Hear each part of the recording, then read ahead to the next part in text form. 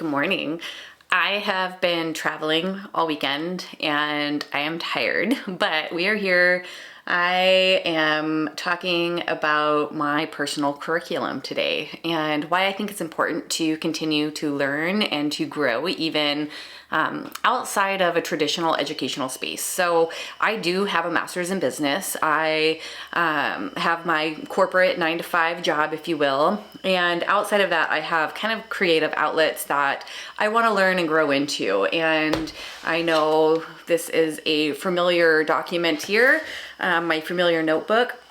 And the first one in here is my personal curriculum. And this journal really is just about note taking. It's about ideas, it's quotes and things from the books that I'm reading. It is, it has a few charts in here. It has a few charts in here, there we go, around what I'm posting and editing for YouTube channel.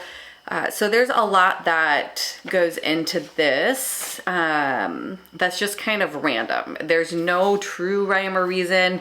One of the books that I'm reading right now on this curriculum is Save the Cat Writes a Novel by Jessica Brody. This book is really great. I've read a few books on outlining books and really working through the process on drafting. I've written a few books. I haven't fully published any of those. I just, it's more about practice writing and enjoyment for me. But right now I'm actually outlining a book that I do want to publish. And so going through different books and curriculums with that specific topic is going to help me get better. So it's not just about reading though. And I say that because I have this book here that I'm going through for that, this book here that I'm going through for that, and this book here that I'm going through that, right? So this year, these are the 4 major books that I am reading for 2026 for my kind of, I'm gonna say writing, my author kind of side of the life. And, but it's not just about reading. We can learn, we can grow all day long, but it's also about implementing. And so that's where this journal comes into play. It helps me track that personal curriculum. I can start to track out what exactly that I want to do. I don't necessarily have a word count, but I do have an expectation at this. I have it mapped out. So I believe it's 3rd quarter of this year. And I say I believe because I need to write it all out again and make sure that everything's lining the way that I want to. So it may change, but as of right now, it's 3rd quarter of this year. I will be spending time fully drafting the novel. Right now, I'm actually going through outlining everything, creating what are called beats, basically the different scenes that I want to walk through. This is a 3-book series, so I'm really taking the time to slow down and create the structure and the foundation that I need to have more success in the writing process later. And it is a process. So taking the time and just learning about my craft is really important to me. And then the other thing that I'm doing is really leaning into learning a little bit how our bodies function, how stress and energy are all connected, and how we can create and manifest things in our life. The first book that I'm reading for this quarter is Why Zebras Don't Get Ulcers, and it is written by Robert Sapolsky, and I apologize if I'm saying that wrong. Somebody can correct me later, but Robert Sapolsky. I'm not very far into this book as far as I would like to be, but I'm actually reading this over 2 quarters, so that's kind of why. It is much more technical in nature, and I'm doing a lot of highlighting, and I'm gonna pull up a page just so you can see as I drop out my marker that was in there. So I'm gonna pick that up and hold space. So excuse me for just a second as I duck down, because I don't have a bookmark. I have several bookmarks, I just don't use them. Anyway, so reading this right now, this book has already taught me so much about myself and I find it really interesting. I was in the military, and there are a lot of things from that and then just my childhood trauma that I know my body responds the exact same way to stress in a lot of different ways. No, my body responds to stress the same in a lot of different scenarios. There we go. That's what I wanted to say. And what I find interesting is this validates that. So it really walks through your stress response, what your body's doing, why it's doing that. And it may be at different levels, right? So, you know, me having to walk out the door and go grocery shopping and the anxiety and stress from that could be completely different from me having a meeting where I'm having to present something and being chased by a lion. So yes, there's going to be different levels of that stress response, but the stress response is still the same. Your body's still doing the same thing. It's shutting down your digestion and your libido, and it's increasing blood flow to your legs so you can run.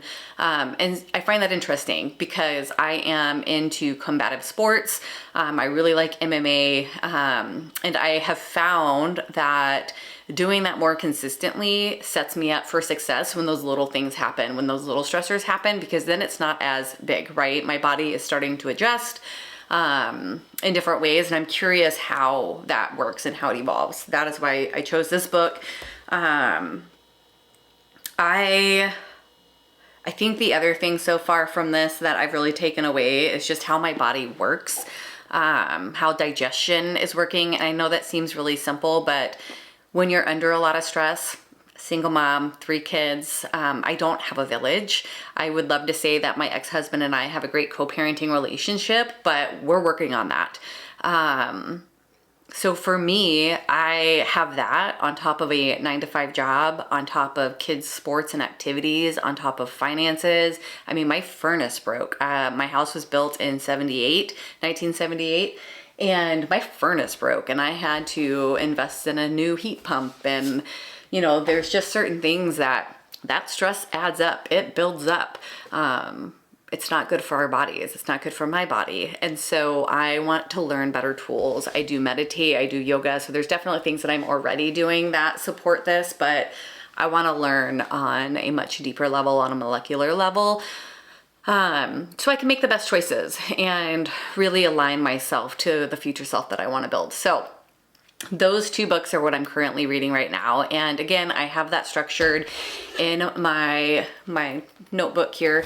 This notebook is by Paper Republic, and all of the notebooks inside are from Paper Republic. The pens, Paper Republic. I do have some gadgets from like Traveler's Notebooks, just random things like my little wallet in here, the big wallet in here.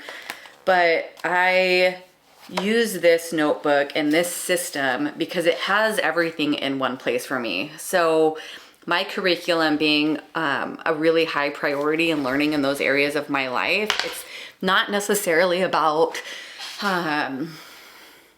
the curriculum. It's filling into the values. So I've talked about health, wealth, creativity, and connection. The creativity piece is for both of those books.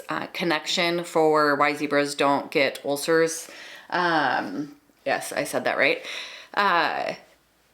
Because it's about spending time where I want to and being very intentional with my life and slowing down. And I think we are in an environment where hustle, I always say that and I always say it wrong. Hustle culture is, you know, what's praised, and that's fantastic. But success looks different for every single person. And I've done the over 6 figures. You know, I make a great income. Especially considering I'm a single mom. I am grateful for the position that I have, the flexibility that I have in my position. But at the same time, I don't want to do that until I'm 70. That's not the life that I want to live. And so taking the time now to learn the things that will help me later is what I'm doing. And so yes, it's part of creativity, but it's also a part of my wealth. And it's a part of my health. How can I take better care of myself? How can I spend more time with my kids? Connection. So this personal curriculum is really set around my values. And I love that. I love that I can integrate something so deep into my life. And I've been able to do that with intention because I slowed down and I started to look at what's important to me. You know, I know that I probably will not make any more income than I do right now from this corporate job, and that's okay. That's fine with me. It meets the need that I need and have right now. But in 10 years, when all of my kids are living their own life and we're coming back together in different capacities, I want things to look a little bit different. I want flexibility to be different. They may travel, they may move across the country, I don't know. But I want to be in a position that I can still be there for them, be it helping pay for college, be it traveling so I can see them frequently because they're living their life, whatever that looks like. I want that ability. So taking the time now to learn and to grow, I know will get me there in the long term. So I take that sacrifice. I'm not going to bars. I'm not out going to clubs, maybe in my 20s, but I'm definitely not 20 anymore. But I am single and, I have that opportunity, but I don't have that alignment with my values if I do that, right? And so for me, it's about being intentional and aligning myself to my values. And this personal curriculum is really set up to do that. So how I found that was through my morning pages, which is the second book in here, right? The morning pages for me really provide the clarity around my values and what I want to do with my life. It's interesting. So I have basically a commonplace notebook for myself on things that I want to create and, the life that I'm building. And, I have like romanticizing my life, playing detective, being a writer, being an author, which I already am, but just having those things and really connecting them in everything that I do in my life is setting me up for success. And then this last notebook is my habit tracker essentially, and it's tracking all of those things that I'm doing to make sure that the decisions I'm making are in alignment. I mentioned in my last video that January really didn't go as planned, and that happens. I'm not sad about that. That's a part of life. But the fact that I was able to track it and I can see, okay, but I did show up for my weights. I just didn't show up as much as I wanted to. I did show up for my, MMA, just maybe not as much as I wanted to. The nutrition was mostly on point. I definitely ate out a little bit more. I was traveling this last weekend. So I left Thursday and got home Sunday, and I ate out a lot. Not ideal, but I can track it and I can see where my progress is. And the one thing that I take away from doing this way from start to finish in this notebook is that it's not about perfection. It's about progress. It's about giving myself the space to really learn who I am and dive in deeper to the things that I want to learn about and let go of expectations of other people. I know one of the reasons why I have the job that I have is because of my parents, not because they supported me in getting there. No, they did in a way, but it's because, you don't take risks. You get the stable job and you create your family, you get married young, you have kids, and you just kind of are on this set path. But now that I'm going to be entering my 40s, divorced, and really learn that isn't the life for me. It wasn't the life that I wanted. I have the opportunity now to create the life that I want, but I have to figure out what that is. And that's where this comes into play. That's where my personal curriculum comes into play.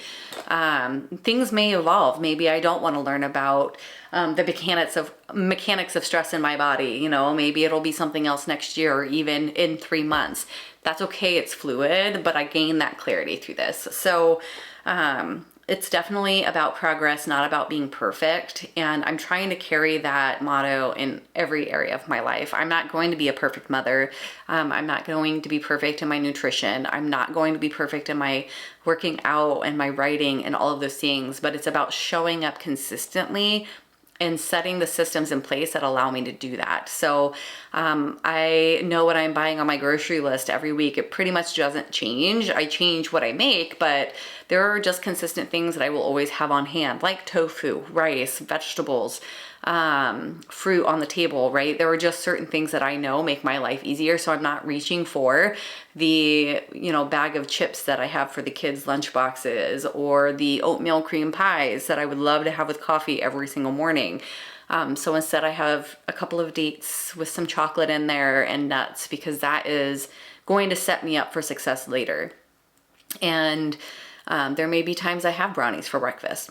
Again, it's not about perfection. It's just about living the best version of I can, choice by choice, and not missing more than once. So anyway, I'm going to stop rambling. I know it was a lot to just kind of like blurt out today, but It's kind of what's on my mind right now. I had a very long weekend. I am exhausted, in recovery, trying to give myself some space. So just thought I would share what that space looks like. And this week is diving in further to both of those books, watching a few YouTube videos that I have marked on those same topics, and then continuing my practice in the journal, including the outline to the book. I mean, I know it's silly, but both the personal curriculum notebook and my writer's notebook here for my morning pages have things from the book in there because I'm reading it. And in the mornings, on the morning pages, once I do my brain dump, sometimes there's some inspiration that just flows out, and I highlight that and I mark it with a little thing. I don't know what this book tab thing is called. I've showed them before. You can kind of see it there. It's really shiny.